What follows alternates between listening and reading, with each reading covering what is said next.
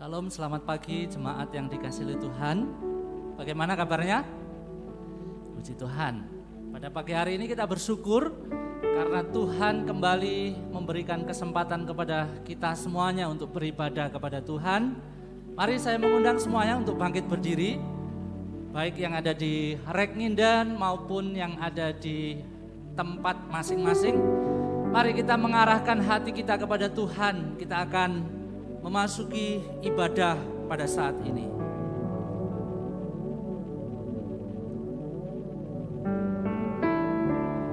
Karena anugerah Tuhan, kami bisa menghampiri tahta-Mu yang kudus. Kami mengucap syukur untuk pertolongan dan kasih setiamu kepada kami. Pada pagi hari ini Tuhan, kami akan datang menghampirimu, kami akan memuji, meninggikan namamu Tuhan. Kami juga akan mendengarkan kebenaran firman-Mu. Kami memohon pertolongan dan pimpinan-Mu. Kami meyakini ibadah kami pada saat pagi hari ini dibuka di dalam nama Allah Bapa, Allah Putra dan Allah Roh Kudus yang akan kami muliakan sepanjang ibadah ini. Amin. Silakan duduk kembali.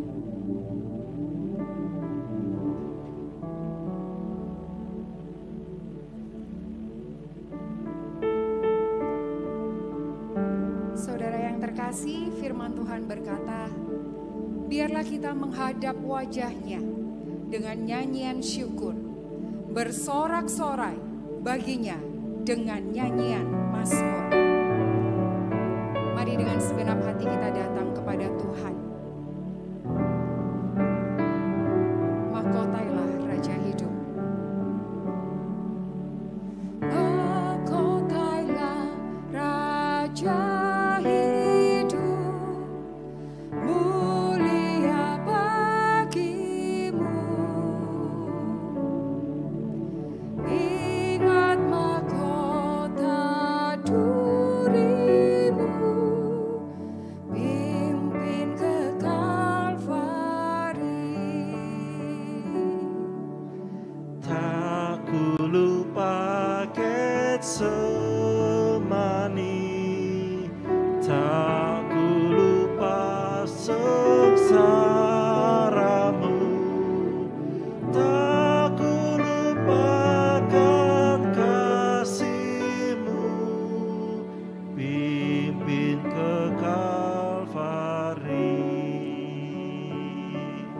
Bersama-sama kita pujikan. Ku mohon untuk mengerti, Kau mati bagiku Tuhan. Ku mohon untuk mengerti, Kau mati bagiku. Ku mau bagaikan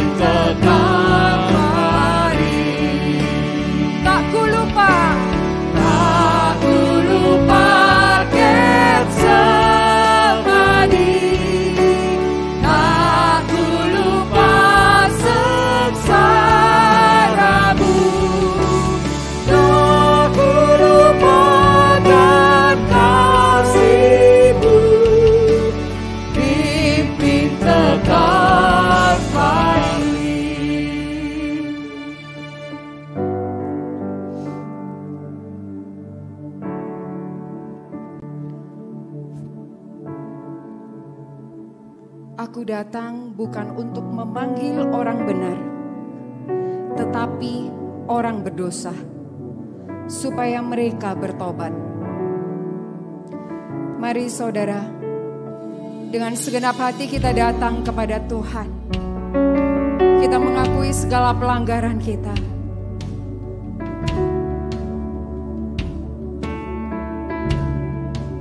Terima kasih Tuhan.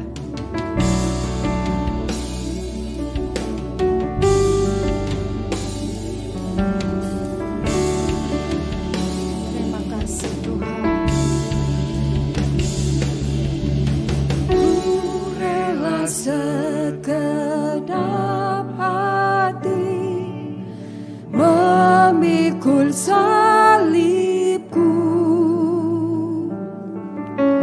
terima cawan pahit serta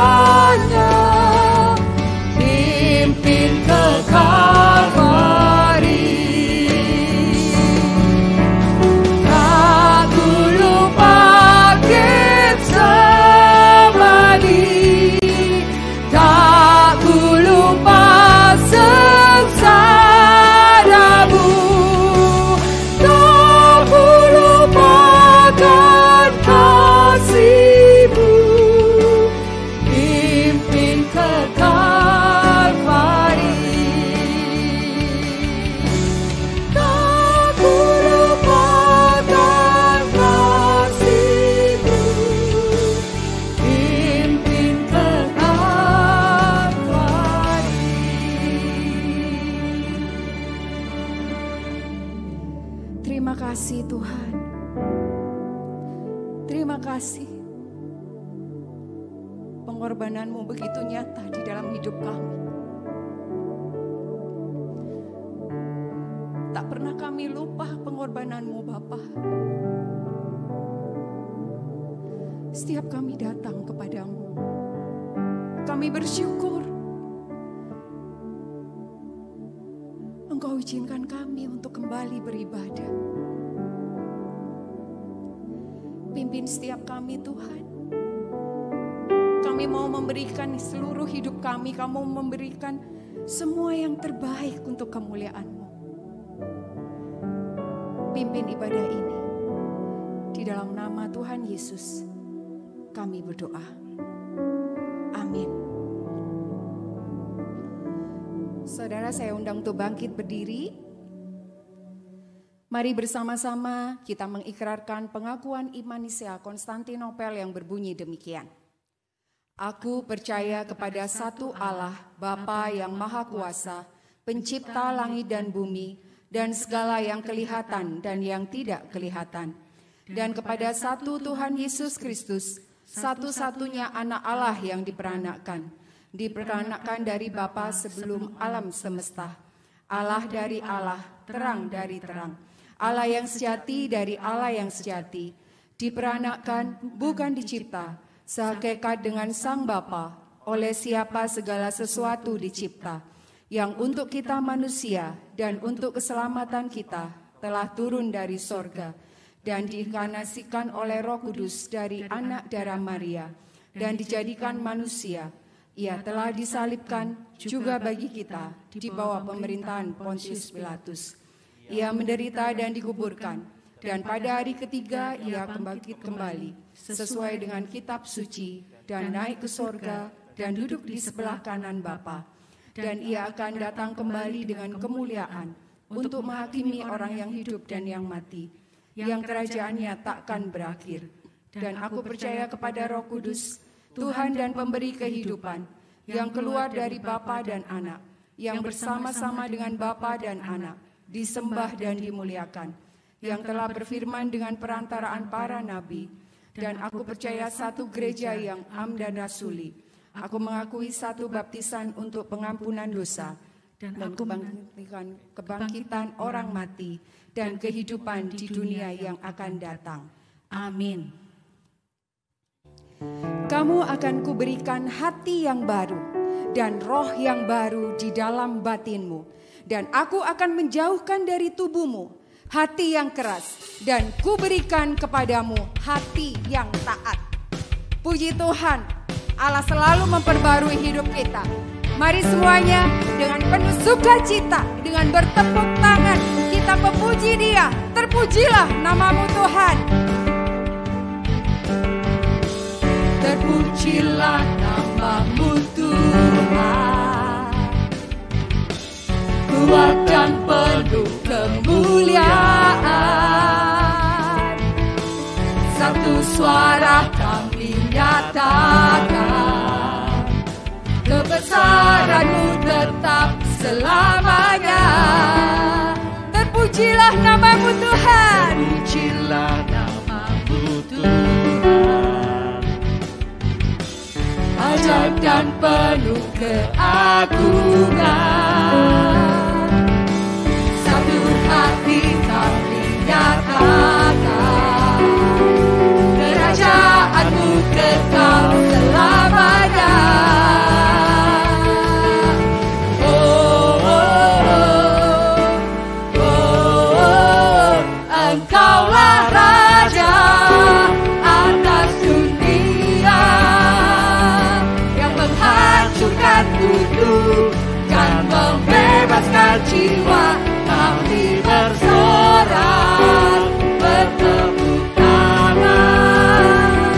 Engkau Tuhan percaya dan memerintah untuk selamanya.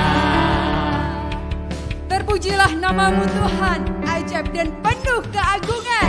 terpujilah nama-Mu Tuhan, Ajaib dan penuh keagungan. Amin. Satu hati kami nyatakan,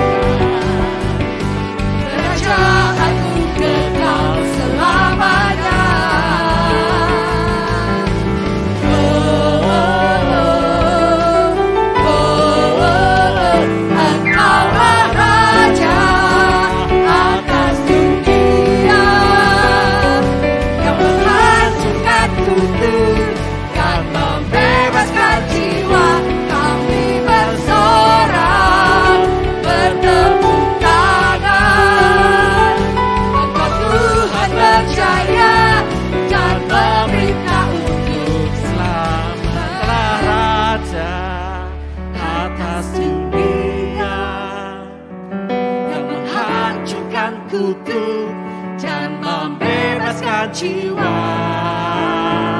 Engkaulah Raja atas dunia yang menghancurkan kutuk dan membebaskan jiwa.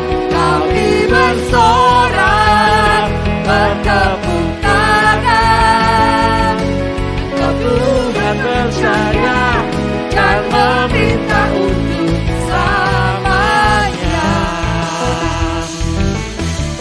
Puji Tuhan, hanya Yesus saja yang layak kita sembah. Haleluya. Saudara, saya persilakan duduk kembali.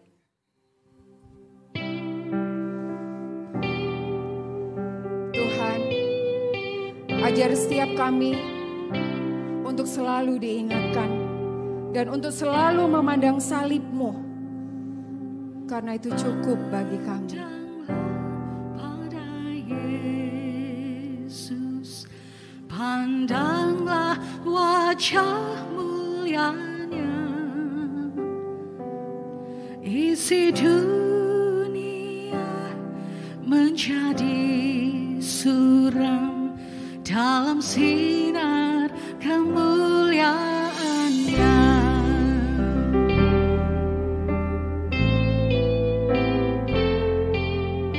Pandang pada bukitnya, kasih-Nya telah dinyatakan. Sang Anak Allah berikan hidupnya, hutang dosaku dihapuskan. Yesus, ku pandang wajah-Mu, Yesus, harta abadiku. Kau ku puja, ku sembah, penyelamat sejati. Oh Yesus, ku pandang wajah-Mu. Kristus sudah bangkit. Hari yang mulia mau dikalahkan. Sekarang Dia hidup di dalam setiap kita. Pandang pada baginya, lihatlah Kristus yang bangkit.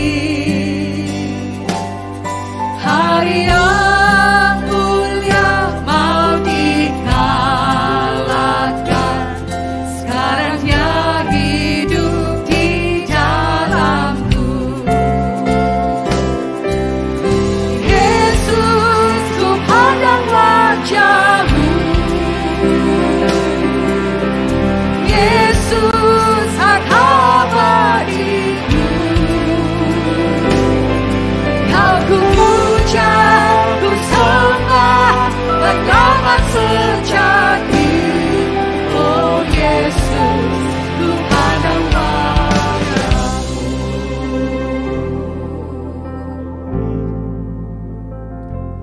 Biarlah setiap lutut bertelut dan lidah akan mengaku, hanya Allah kita yang dimuliakan.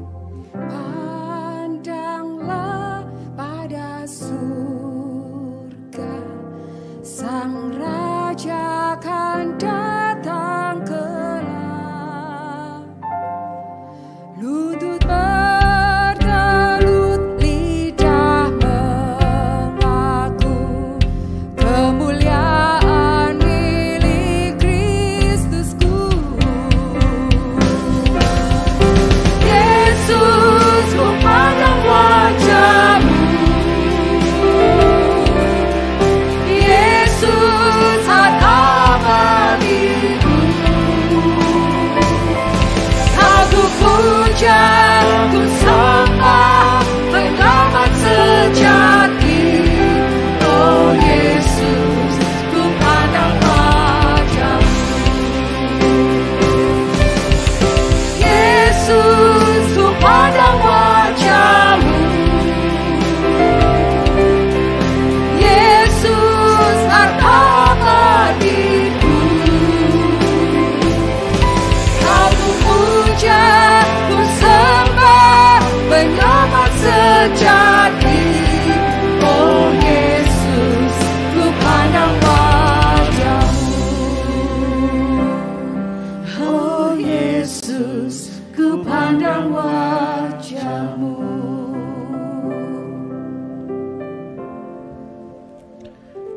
Berbicaralah kepada kami ya Tuhan, dimanapun kami berada.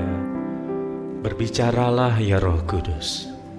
Penuhi pikiran kami, penuhi hati kami dengan keindahan firman-Mu, sehingga kami bisa hidup di dalamnya.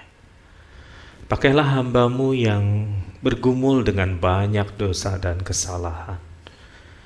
Biarlah suaranya menjadi suara ilahi yang menyapa pada tiap insan pada pagi hari ini. Berbicaralah, ya berbicaralah. Di dalam nama Roh Tuhan kami Yesus Kristus, kami mohon Roh yang Kudus itu menjamah setiap orang di tempat ini, ataupun mereka yang ada di tempat-tempat yang lain. Di dalam nama-Mu kami berdoa. Amin. Saudara-saudara, bersyukur pada Tuhan yang telah memberi kesempatan bagi kita untuk beribadah baik onsite maupun secara online. Dimanapun Anda berada, kiranya Tuhan menyertai kita ketika kita akan mempercakapkan kebenaran firman Tuhan. Saudara-saudara, beberapa waktu yang lalu ada orang yang memohon saya untuk berbicara kepada suaminya. Hal yang ingin disampaikan atau hal yang ingin dikatakan adalah, Pak WP tolong bicaralah kepada suami saya, Pak. Orangnya nggak punya motivasi, orangnya nggak punya niat, orangnya nggak punya semangat, orangnya nggak punya ambisi, Pak. Jadi hidup kami ya begini-begini aja. Udah 10 tahun menikah, tidak ada sesuatu yang berarti, tidak ada sesuatu yang signifikan berubah dari kehidupan kami. Jadi kontraktor Pak 10 tahun, pindah dari satu rumah kontrakan ke rumah kontrakan yang lain, ke rumah kontrakan yang lain. Masa toh Pak sepanjang hidup harus seperti itu? Jadi bicaralah Pak pada suami saya. Dia nggak punya ambisi. Tetapi di sisi yang lain, saudara-saudara, dari pengalaman pelayanan saya juga seringkali mendapatkan permohonan yang kontras berbeda. Yang satu seperti saya ceritakan, mereka berkata, bicaralah Pak agar ia punya ambisi. Yang satu mengeluhkan bahwa suami saya Pak, istri saya Pak, atau bahkan anak saya terlalu ambisius. Dan karena mereka terlalu ambisius, kami membayar mahal harga dari ambisi suami. Sekarang nih Pak WP lihat ya, rumah kami lumayan. Tetapi sebenarnya rumah kami dulu jauh lebih baik dari sekarang ini. Gara-gara suami terlalu ambisius soal bisnis, kami rugi besar dan harus pindah di rumah yang sekecil ini. Bicara Pak sama suami saya, jangan terlalu ambisius, kurangi dikit takarannya. Nah saudara-saudara, seandainya dua pihak ini bisa ditemukan, kan rasanya enak ya. Yang ini kurang ambisi, yang ini terlalu banyak ambisi, tinggal ditumpahkan dari yang terlalu banyak ke yang kurang, tercapailah keseimbangan. Tapi saudara-saudara, soal ambisi adalah soal personal tentang bagaimana seseorang menjalani kehidupannya. Dia tidak bisa ditransferkan dari yang lebih ke kurang begitu saja. Dia tidak bisa seperti itu. Jadi sebenarnya saudara-saudara, di dalam hidup kita, ambisi itu kawan atau lawan. Mengapa ada orang yang merasa membutuhkan kawan bernama ambisi ini, tetapi di sisi yang lain ada orang yang merasa ambisi ini seperti lawan, yang harus ditaklukkan, yang harus dikurangi kekuatannya. Jadi dia kawan atau lawan dalam perjalanan kehidupan kita. Karena itu saudara-saudara, saya ingin mengajak kita untuk mempercakapkan hal ini, untuk mengenali kapan ambisi itu memberikan sesuatu yang baik di dalam kehidupan kita, kapan ambisi itu sudah berada pada tahap di mana ia membutakan kehidupan kita. Dan percakapan kita, saudara-saudara, akan didasarkan pada percakapan Kristus dengan murid-muridnya. Mari saya pandu dengan tanda yang pertama. Kapan ambisi sudah membutakan diri kita? Yang pertama, selama saudara-saudara, ambisi sudah membutakan diri kita ketika kita tidak lagi peka pada kehendak Sang Ilahi. Saudara-saudara, bayangkan percakapan antara Kristus dan murid-muridnya itu. Kristus itu berkata kepada murid-muridnya untuk ketiga kali, bukan untuk pertama kalinya. Mereka sudah tahu apa yang Kristus katakan. Katanya, sekarang kita pergi ke Yerusalem dan anak manusia, yaitu Kristus, akan diserahkan kepada imam-imam kepala dan ahli-ahli Taurat. Dan mereka akan menjatuhi dia hukuman mati. Dan mereka akan menyerahkan dia kepada bangsa-bangsa yang tidak mengenal Allah. Dan ia akan diolok-olokkan, diludahi, disesah, dibunuh, dan sesudah 3 hari ia akan bangkit. Ini pemberitahuan ketiga tentang penderitaan Kristus. Dibuat dengan kalimat yang begitu jelas yang Kristus ucapkan. Moodnya atau nada dasar dari kalimat ini jelas. Ini bukan nada dasar kemenangan, ini bukan nada dasar sukacita, ini bukan nada dasar kegembiraan. Ini adalah nada dasar kesedihan, kematian yang akan terjadi.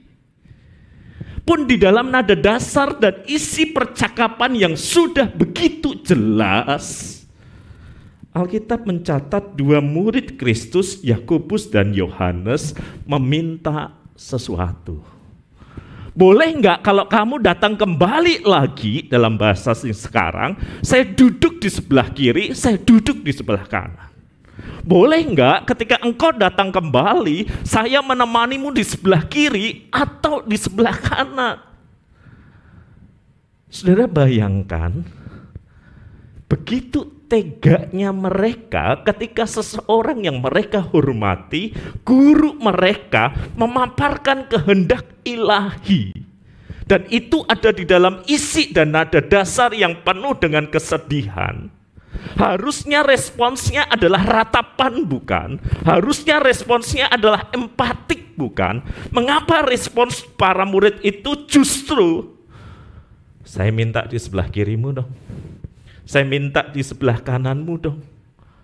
Ketika ambisi itu menguasai diri seseorang, membutakan seseorang, ia tidak lagi peka pada kehendak ilahi. Tega, saudara-saudara, kalau orang zaman sekarang bilang. Itu mirip, saudara-saudara, ketika teman Anda bercerita tentang penyakitnya yang parah, tentang kematian yang di depan mata, lalu Anda berkata begini, nanti kalau saat itu sudah tiba, mobilmu untuk aku ya, rumahmu untuk aku ya. Apa yang Anda rasakan? Ketika ambisi sudah menguasai seseorang, dia tidak akan lagi peka pada kehendak ilahi. Dan kita tahu, saudara-saudara, orang kalau sudah tidak peka pada kehendak ilahi, orang kalau sudah buta dan tuli terhadap kehendak ilahi, maka yang jadi panduan di dalam hidupnya siapa? Dirinya. Dan dirinya adalah sosok manusia yang walaupun sudah ditebus bergumul dengan salah dan dosa. Dan ketika sosok yang masih bergumul dengan salah dan dosa ini mengendalikan kehidupannya sendiri, maka kita bisa menebak ujungnya adalah kehancuran diri. ambisi yang membuat kita tidak lagi peka terhadap kehendak ilahi, ujungnya adalah kehancuran diri. Barangkali Anda langsung teringat beberapa orang yang hidupnya sudah hancur berantakan, tidak lagi peka pada firman, tidak lagi mendengarkan sabda, yang didengarkan adalah dirinya sendiri. Dan Anda melihat kehancuran kehidupannya. Barangkali Anda juga langsung bisa mengingat, itu bukan kisah tentang orang lain. Itu kisah tentang hidup saya, Pak. Ketika keinginan, ketika ambisi itu menutup mata saya nggak bisa melihat yang lain termasuk kebenaran firman. Dan saya sudah membayar harganya. Saudara-saudara, ketika ambisi menguasai diri, dia membuat kita buta dan tuli, tidak lagi peka pada kehendak ilahi. Yang kedua, saudara-saudara, ketika ambisi itu sudah menguasai diri kita, kita tidak lagi sanggup memperhitungkan konsekuensi. Tiap tindakan kan ada konsekuensinya. Tiap sikap kan ada konsekuensinya. Tetapi orang yang sudah dikuasai ambisi, dia nggak bisa melihat konsekuensi itu. Yang dia lihat cuma satu, apa yang saya inginkan harus saya dapatkan. Dan lihat saudara-saudara, ketika mereka berkata kepada Yesus, perkenankanlah kami duduk di dalam kemuliaan-Mu kelak, yang seorang di sebelah kanan, yang seorang di sebelah kiri. Yesus mengingatkan, semua ada harganya, semua keinginan ada konsekuensinya. Tetapi kata Yesus kepada mereka, kamu tidak tahu apa yang kamu minta. Dapatkah kamu meminum cawan yang harus kuminum dan dibaptis dengan baptisan yang harus kuterima? Dalam bahasa yang lebih lugas, Kristus berkata, kamu nggak tahu apa yang kamu minta. Bisakah kamu menjalani jalan penderitaan yang harus kutempuh? Bisakah engkau berjalan di dalam jalan kematian yang menjadi kehendak Bapa atas hidupku? Dan mereka langsung menjawab. Alkitab mengatakan jawab mereka. Mereka tidak merenungkan, mereka tidak memikirkan, mereka tidak berhitung. Mereka langsung menjawab, kami dapat.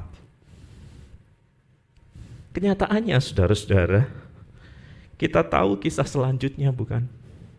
Bahwa ketika Tuhan Yesus ditangkap untuk memasuki jalan penderitaan di dalam hidupnya, adakah murid yang bersamanya di dalam penangkapan itu? Nggak ada. Semuanya lari, semuanya meninggalkan Kristus, termasuk Petrus yang berkata, saya hidup, saya mati, saya akan menemani engkau. Petrus pun pergi, termasuk Yohanes dan Yakobus yang mengatakan kami dapat. Kalau orang sudah digelapkan dengan ambisi, dia tidak lagi berhitung konsekuensi. Dia tidak lagi bisa melihat dirinya, bisa membayar harganya enggak. Yang dia pikirkan adalah yang penting saya dapat.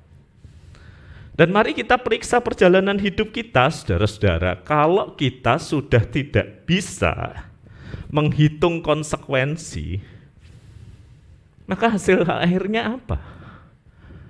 Bahkan di dalam hidup sendiri, hidup di dalam dunia ini yang kita jalani tiap pribadi.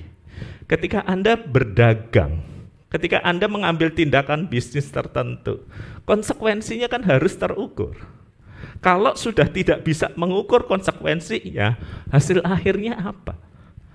Seringkali kerugian, seringkali hal yang buruk, seringkali pada tahap yang paling fatal adalah kehancuran diri. Mari kita bergerak ke tanda yang ketiga, saudara-saudara. Apa yang terjadi ketika ambisi sudah membutakan diri adalah kita kehilangan kepedulian. Kita tidak lagi peduli pada sesama yang ada di kiri dan kanan. Saudara, yang menjadi menarik dari percakapan Kristus dan murid-muridnya adalah permintaan dua orang ini dijawab Yesus, dan ada 10 murid lain yang mendengarkan percakapan itu kan. Bayangkan perasaan Anda adalah para murid lain, dan ada teman Anda yang berkata begini, Tuhan, kalau kamu datang lagi, kami minta dong kiri dan kanan. 1, 2. Terus yang 10 di mana? Yang 10 berarti duduk di bawah kan? Dan tiap orang termasuk para murid Kristus itu punya ambisi, punya keinginannya sendiri. Barangkali yang 10 juga akan berkata, maksudmu bro, kalau ini ada sebuah kursi kehormatan, Kristus di situ, kamu di sini, kamu di situ, aku di mana? Di bawah dong. Percakapan ini tidak berlangsung di dalam ruang private, 3 orang, 2 murid dan Kristus. Kalau percakapan ini berlangsung di dalam ruang private, 10 murid lain nggak dengar, 10 murid lain nggak ngerti. Tetapi itulah ambisi ketika dia sudah menguasai seseorang. Saya nggak peduli ada orang yang ngelihat percakapan ini atau enggak. Saya nggak peduli mereka akan duduk di mana. Yang penting aku duduk di kiri dan di kanan. Selanjutnya yang lain lesehan deh, cari tempatmu sendiri. Maka tidak heran saudara-saudara, para murid itu merespons dengan kemarahan. Mendengar itu 10 murid yang lain menjadi marah kepada Yakobus dan Yohanes. Sangat jelas, ini percakapan terbuka dan kamu ingin menempatkan dirimu dalam posisi yang luar biasa itu. Dan kami harus melihatmu dari bawah. Enggak bisa. No way, enggak boleh seperti itu. Ya memang saudara-saudara, ketika ambisi itu sudah membutakan mata, menulikan telinga, orang lain itu hanya dilihat sebagai pemeran pembantu, sebagai pelengkap, sebagai orang yang kemudian bahkan menjadi pijakan. Yang penting adalah diriku. Dan orang kalau sudah menjadikan yang lain sebagai pijakan, saudara-saudara, maka tanpa dia sadar ambisi, kesombongan itu akan menempatkan dia di dalam ruang kesendirian, dan di dalam ruang kesendirian itu banyak orang terjatuh. Saudara-saudara, mari kita ingat 3 tanda ini. Ketika ambisi sudah menguasai kehidupan kita, kita tidak lagi peka pada kehendak ilahi. Yang jadi panduan adalah diri kita. Ketika kita sudah dibutakan oleh ambisi, maka kita tidak lagi berhitung konsekuensi. Dan ketika kita sudah dibutakan oleh ambisi, maka kita tidak lagi peduli pada kanan dan kiri.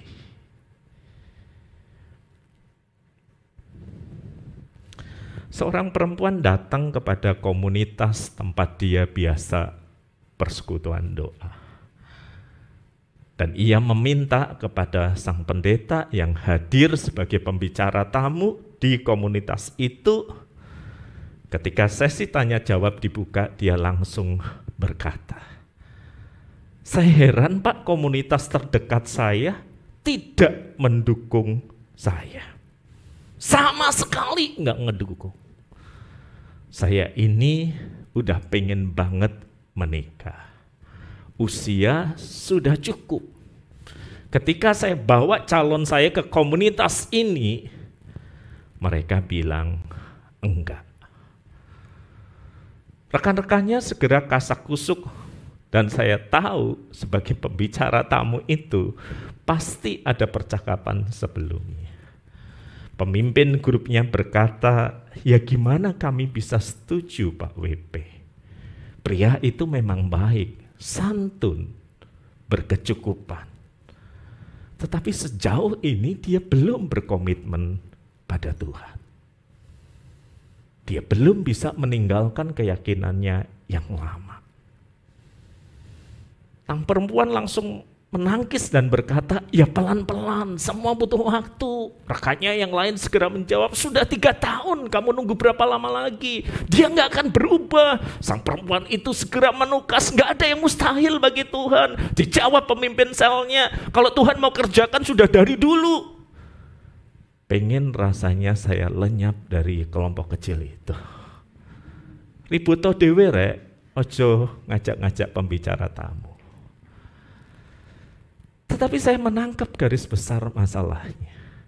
Dia ingin menikah, keinginan atau ambisi itu enggak salah, tetapi pilihannya yang terus diingatkan. Jangan yang ini. Enggak sesuai dengan apa yang Tuhan harapkan. Enggak pas dengan kehendak ilahi. Kamu sudah hitung tak konsekuensinya. Kamu nggak dengerin tak suara dari kami. Di ujung percakapan itu, sang perempuan berkata, kalian semua nyebelin. Lalu saya bertanya, termasuk saya? Kecuali Bapak, belum nyebelin. Lihat saudara-saudara keinginan itu. Kehendak Tuhan untuk pasangan jelas. Ada konsekuensi yang dia harus hitung kalau dia berelasi dengan yang belum percaya atau tidak percaya. Ada suara dari lingkungan yang harus dia dengarkan. Tetapi dia memutuskan untuk tidak peduli dengan semuanya. Saya pernah diundang hadir dalam sebuah pertemuan keluarga. Sebagai pendeta, sekali lagi pendeta tamu. Dianggap netral karena saya bukan bagian dari gereja itu, tidak mengenal latar belakang keluarga ini. Jadi saya hadir. Begitu duduk, sang ibu berkata begini, Pak WP kami butuh orang netral. Bapak netral, gak kenal suami, gak kenal saya.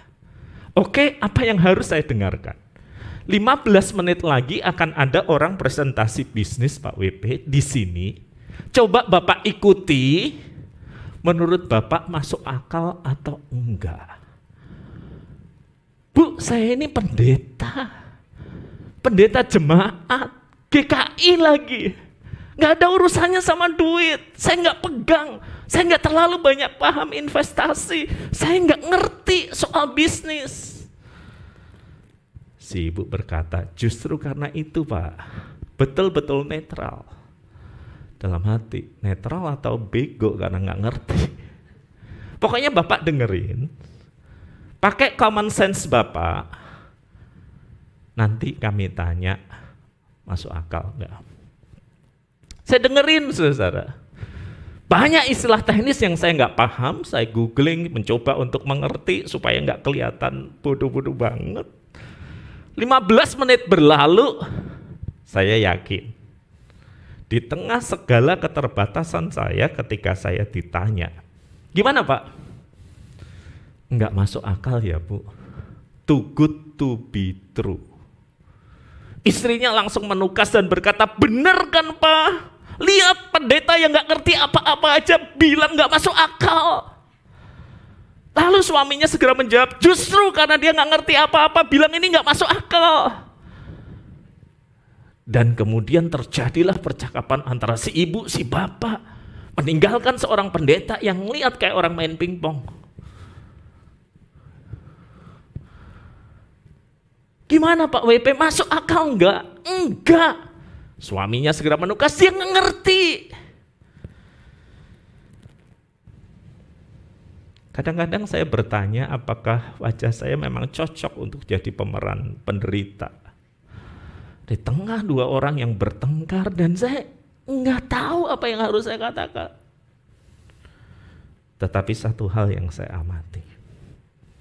si bapak nampaknya begitu ambisius sehingga dia tidak lagi bisa mengkalkulasi segalanya. Sehingga dengan mudah dia mengabaikan suara orang lain di sekitarnya. Dan dari presentasi yang saya dengar, ada beberapa tindakan bisnis tertentu yang menurut saya akan sangat berbenturan dengan iman Kristiani. Dan itu pun dia abaikan.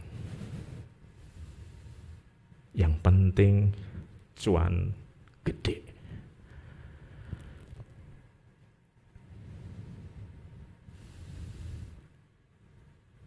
Si perempuan tadi akhirnya menikah. Si bapak akhirnya mengambil peluang bisnis itu.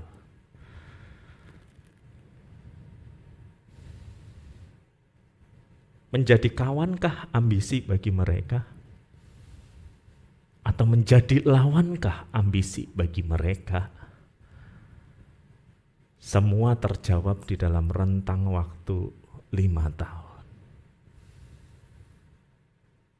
Si perempuan WA dan berkata, saya kecewa setelah saya menikah.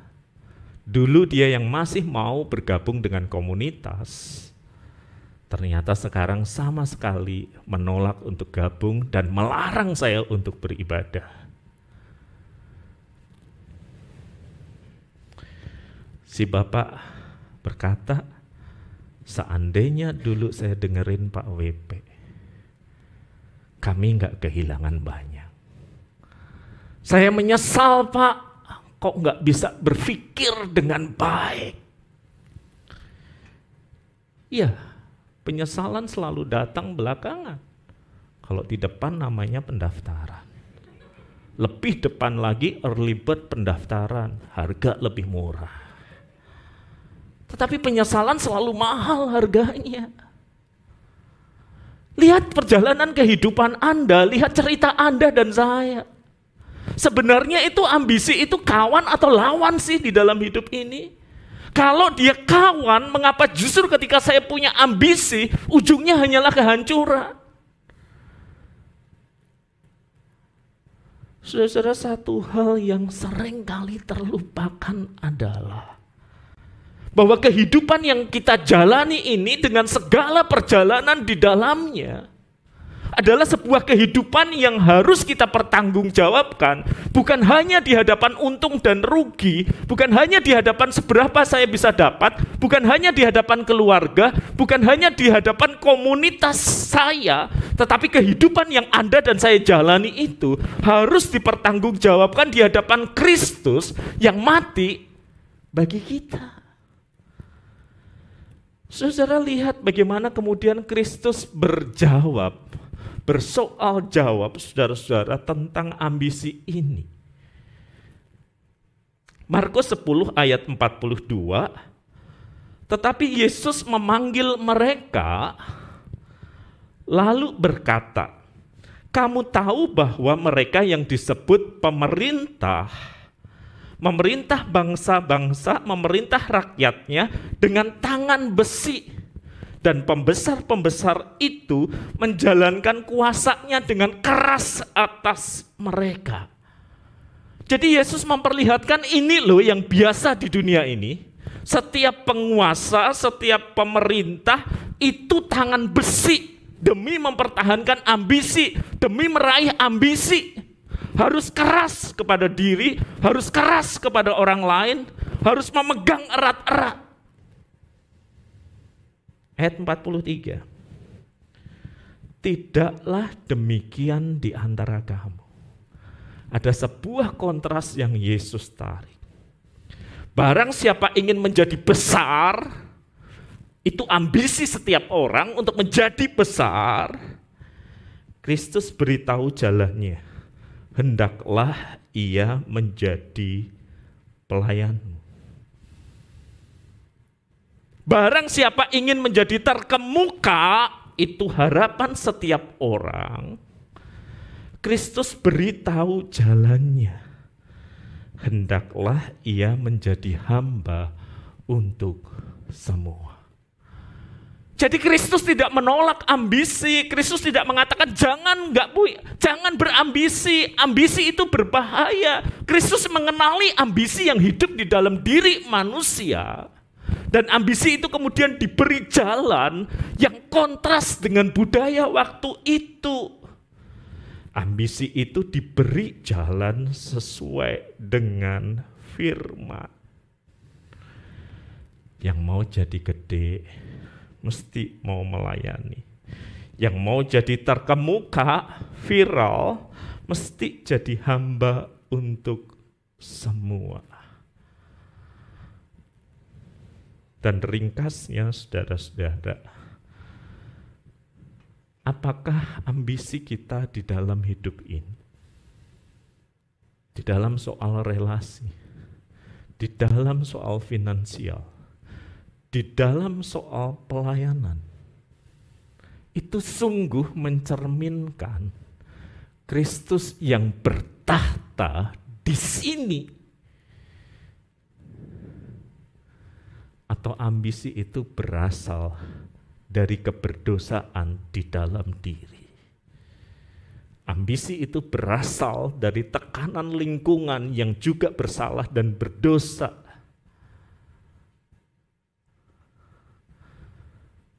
Tanpa ambisi, hidup kita nggak kemana-kemana. Tetapi ambisi yang berasal dari keberdosaan manusia, ambisi yang berasal dari tekanan orang di sekitar kita, hanya akan membuat kita tidak peka kepada kehendak ilahi, hanya akan membuat kita tidak mampu memperhitungkan konsekuensi, hanya akan membuat kita tidak peduli kanan dan kiri, dan hidup kita tergelincir pelan namun pasti dalam kehancuran. Tetapi jika di dalam ambisi itu ada Kristus yang bertahta di dalam hati, maka firman-Nya akan menjadi pertimbangan utama, bukan untung dan rugi. Maka kita akan memperhitungkan segala konsekuensinya. Apakah ada hal-hal yang seturut dengan firman atau tidak? Maka kita akan cakap mendengarkan peringatan dari kanan dan kiri kita, karena komunitas juga diberikan untuk menjaga perjalanan hidup kita.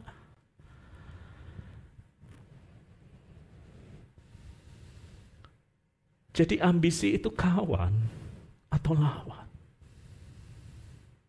Ambisi menjadi lawan ketika hanya ada diri kita dan segala keberdosaannya di situ. Ambisi itu akan menjadi kawan ketika Kristus dan sabdanya bertahta di hati. Mari kita berdoa.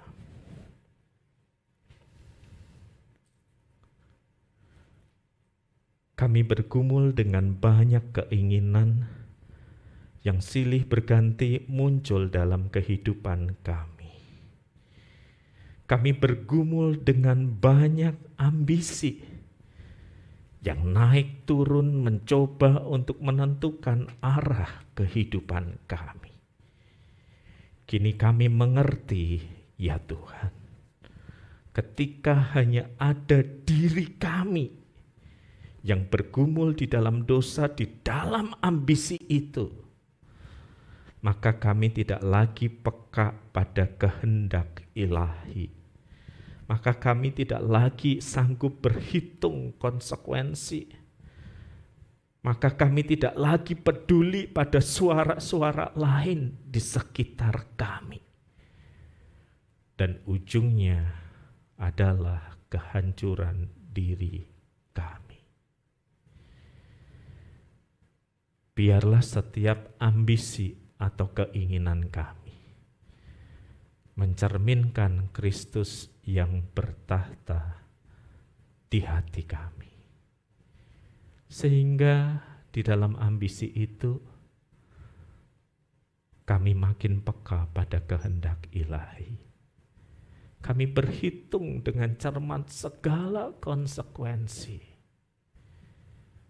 Dan kami mampu mendengarkan suara kanan dan kiri kami, komunitas yang Tuhan beri untuk menjagai perjalanan hidup kami. Bertahtalah Kristus di dalam segala ambisi kami, agar kehendak-Mu yang terbukti dalam hidup kami. Amin.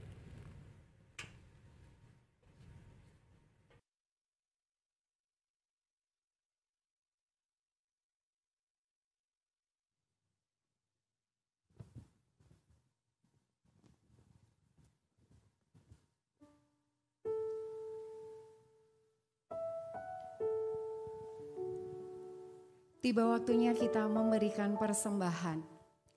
Bagi saudara yang beribadah secara onsite, saudara bisa memberikan persembahan dengan memberikan persembahan untuk ditaruh di amplop, terus kemudian nanti setelah ibadah saudara bisa memasukkan amplop di meja yang sudah disediakan, di kotak yang sudah disediakan.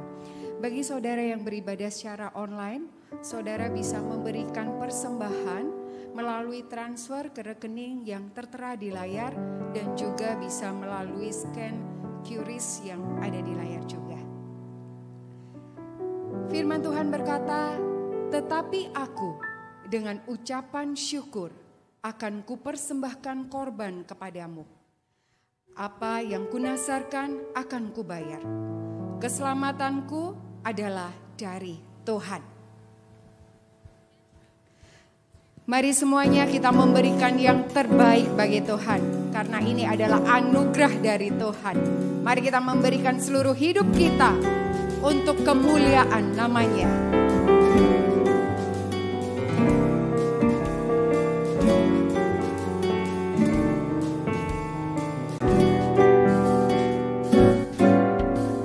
Hidup bagimu serahkan diriku, seluruh hidupku berkenankanmu, dan ku mau setia turut kehendakmu, memikul salib ikut Tuhanku.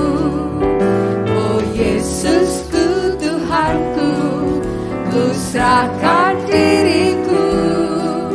Kau rela disalibkan untuk menebusku, dan Engkaulah Tuhanku, tinggal di hatiku. Sepanjang umur hidupku, ku serahkan bagimu.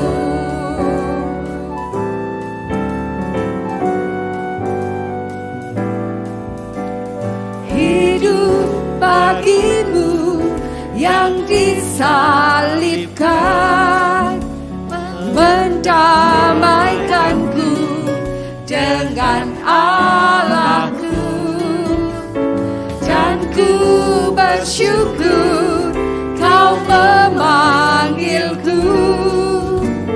Ku serahkan semua ikut Tuhanku. Oh Yesusku Tuhanku, Yesusku Tuhanku, ku serahkan diriku. Kau rela disalibkan untuk menebusku, dan Engkaulah Tuhanku, tinggal di hatiku. Sepanjang umur hidupku, ku serahkan bagimu. Saudara, setiap kita sudah dipilih, setiap kita sudah ditebus. Mari kita memberikan dengan segenap hati kita untuk hanya selalu memuliakan namanya.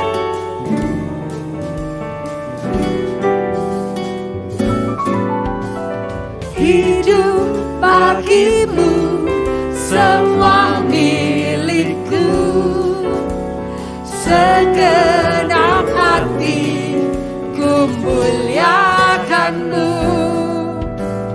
Ku rela tanggung segala derita, ku kan diberi hidup yang kekal. Saudara, saya undang bangkit berdiri.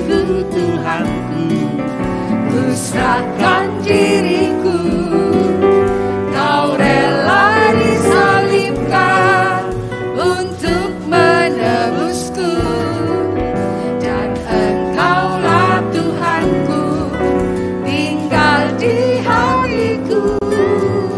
Sepanjang umur hidupku, ku serahkan bagimu. Sepanjang umur hidupku, ku serahkan bagimu.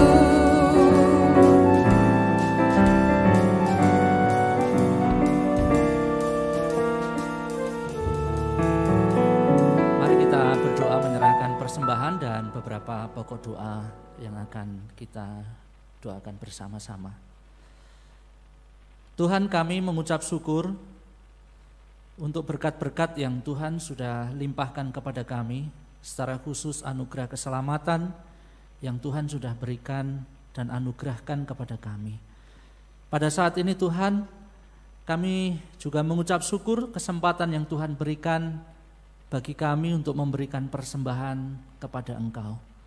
Kami menyerahkan persembahan yang sudah kami kumpulkan ini, kiranya Tuhan yang akan memberkati. Engkau juga yang akan menolong setiap anak-anak-Mu yang mengelola persembahan ini, biarlah benar-benar untuk kemuliaan Tuhan. Kami berdoa terus menyerahkan untuk seluruh umat-Mu. Kiranya Engkau juga yang akan memberkati dalam setiap kehidupan anak-anak-Mu, hari lepas hari, dalam setiap usaha dan pekerjaan mereka. Tuhan, limpahkan kasih karunia-Mu bagi anak-anak-Mu ya Tuhan. Tuhan, pada saat ini kami juga berdoa menyerahkan Tuhan untuk pandemi yang masih terus berlanjut ini Tuhan. Kami bersyukur jikalau beberapa minggu-minggu ini angka kasus COVID juga sudah mulai menurun.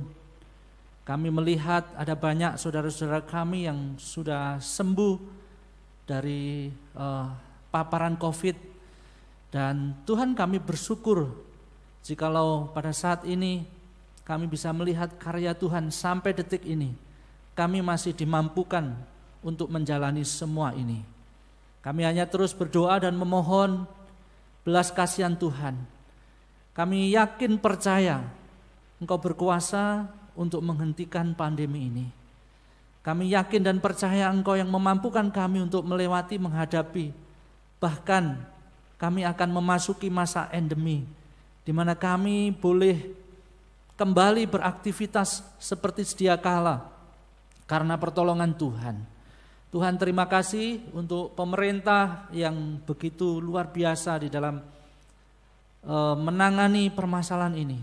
Engkau yang terus menolong, dan kami juga berdoa menyerahkannya Tuhan seluruh masyarakat, biarlah juga tetap memiliki kewaspadaan, memiliki hati yang peduli dengan pandemi yang ada ini. Tuhan, terima kasih. Kami juga terus berdoa menyerahkan Tuhan untuk para pelayan-pelayan-Mu. Mari Tuhan yang menolong, Tuhan yang memimpin. Engkau yang akan terus memberikan kekuatan, memberikan imunitas yang tinggi, bahkan memberikan semangat di dalam kehidupan anak-anak-Mu ini untuk terus mengambil bagian pelayanan yang Tuhan percayakan kepada mereka masing-masing. Tuhan, terima kasih. Pada saat ini kami juga berdoa menyerahkan untuk kondisi dunia karena ada perang Rusia dan Ukraina. Kami terus berdoa Tuhan, sekiranya Tuhan berkenan biarlah kedua negara ini boleh berdamai, perang dihentikan, dan tidak terjadi korban-korban yang berjatuhan kembali. Tuhan, Engkau menolong para pemimpin-pemimpin bangsa ini ya Tuhan. Kami juga berdoa menyerahkan Tuhan. Pada saat ini sekolah TK SD Kristen Exodus yang ada di Sorong. Kami bersyukur jikalau Tuhan mempercayakan pelayanan ini kepada gerejamu, dan kami terus berdoa mendukung anak-anakmu yang ada di ladang pelayanan yang ada di Sorong. Tuhan Engkau menolong mereka dengan segala pergumulan yang ada di Sorong.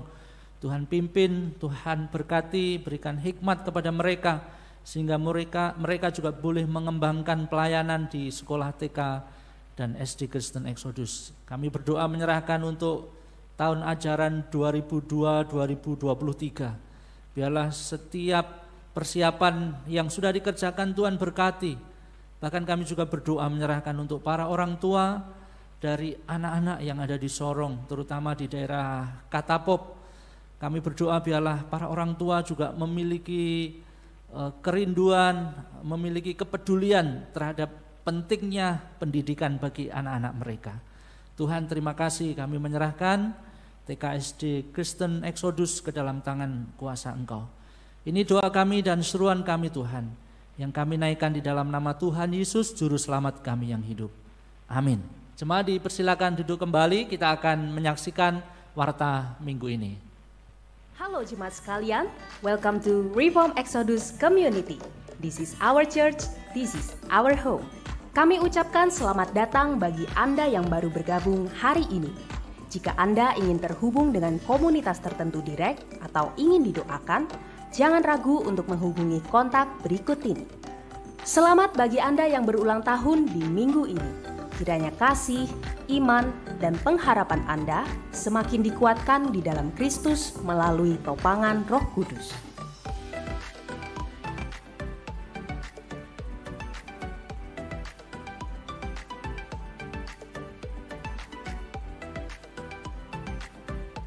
Mari luangkan beberapa menit untuk mendoakan dan mengucapkan selamat kepada jemaat REK yang akan berulang tahun di minggu depan.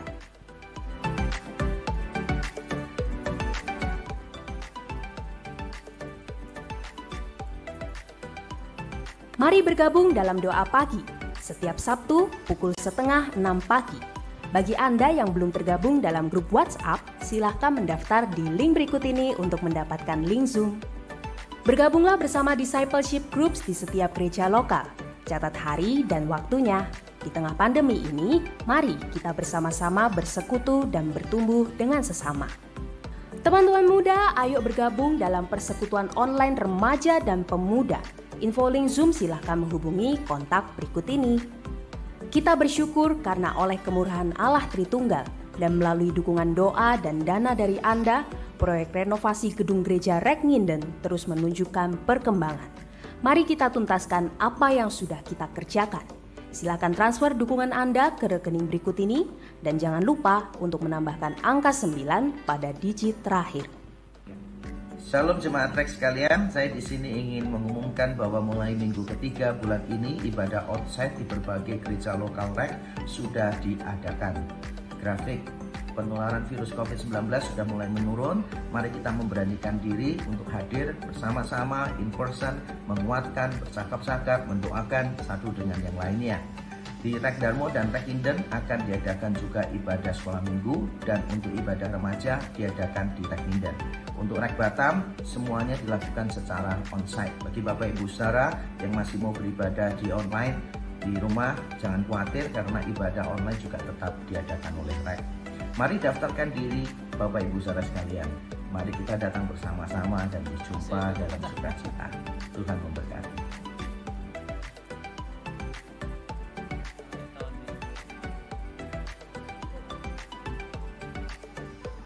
Demikianlah informasi untuk minggu ini.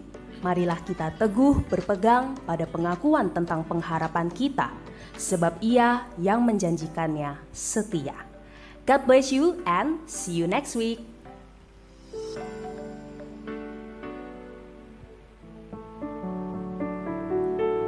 Oke, itu tadi pengumuman yang sudah kita simak bersama-sama, dan saya ingin menekankan sekali lagi bahwa mulai minggu depan, Bapak Ibu yang selama ini sudah rindu, kangen, ingin onsite kembali, nah gereja sudah terbuka.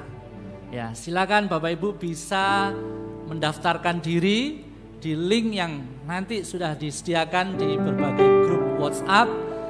Nanti Bapak Ibu bisa mengisinya dan bisa bertemu dengan saudara-saudara yang lain. Yang hadir di tempat ini juga bisa memberitahu, memberi kabar bahwa kita pun juga tetap menjalankan protokol kesehatan, ya.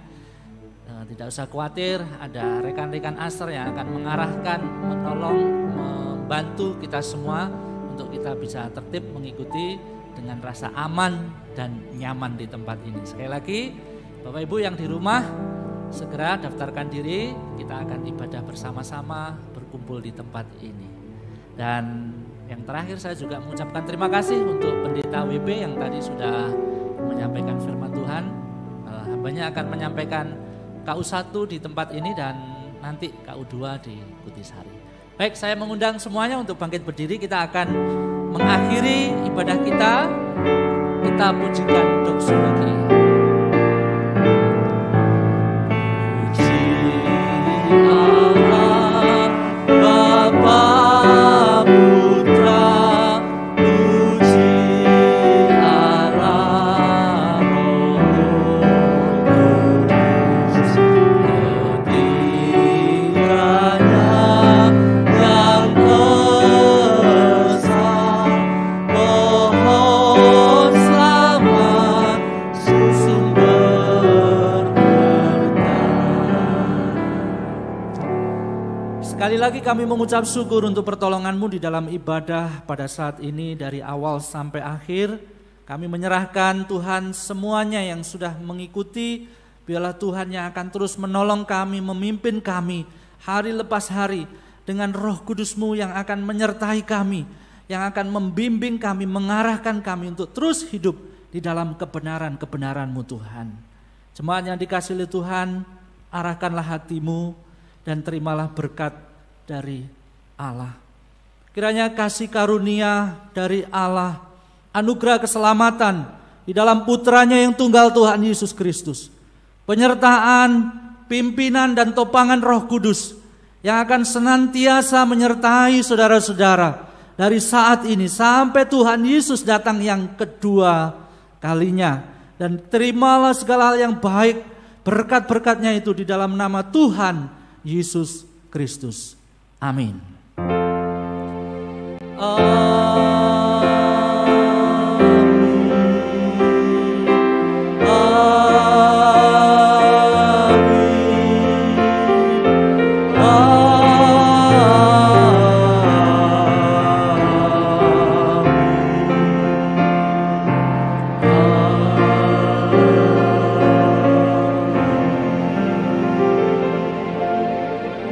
Silakan duduk mengambil waktu teduh.